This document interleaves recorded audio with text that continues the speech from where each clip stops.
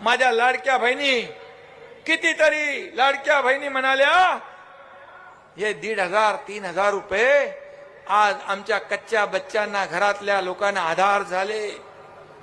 आज काही माझ्या लाडक्या बहिणींनी ग्रुप केले, एकत्र ग्रुप केले, काही लोकांनी 10 20 50 100 300 लोकांची, महिलांची क्रेडिट सोसायटी त्यांनी केली।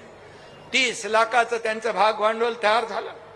आता व्यापार करतायत, व्यवसाय करतायत, छोटा व्यवसाय वाढवतायत। हे सगळे पैसे अर्थव्यवस्थेत येत आहेत आणि सगळ्यात अर्थव्यवस्थेमध्ये कोण नंबर 1 ला असेल तर या माझ्या लाडक्या बहिणी नंबर 1 ला आहेत। कारण ते कर्ज घेतात, एकही रुपया बुडवत नाहीत, हे असं त्यांचं काम आहे। आणि म्हणून उद्योग मंत्री इकडे आहेत, तुमच्याकडे पण योजना आहे ना काहीतरी 35%,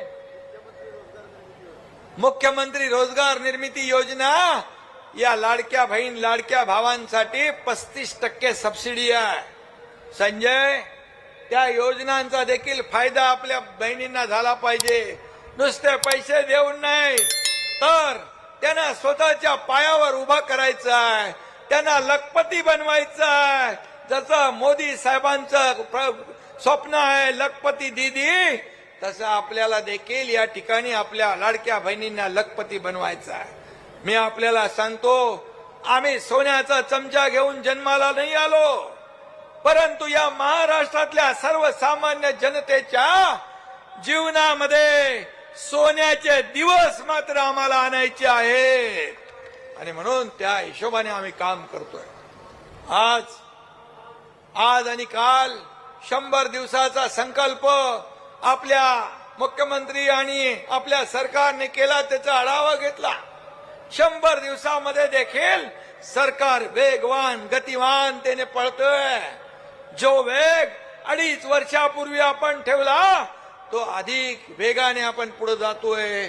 या देशाचे प्रधानमंत्री नरेंद्र मोदीजी हे देखील आपल्या राज्यासाठी अनेक योजना देत आहेत। 6 महिन्यापूर्वी पोहरा देवीला आले होते आणि पोहरा देवीचं दर्शन त्यांनी घेतलं। या ठिकाणी पोहरा देवीला आपण किती पैसे दिले? 725 कोटी रुपये आपल्या महायुती सरकारने पोहरा देवीला दिले। आणि आणखी इकडे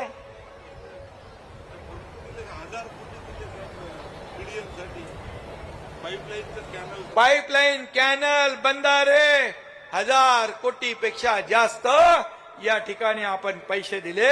कारण हे तुमचं सरकार आहे। कुणाचं सरकार आहे? तुमच्या माझ्या लाडक्या बहिणी भावांच्या जीवावर चालणारं हे सरकार आहे। आणि म्हणून आमचं सरकार कसं आहे?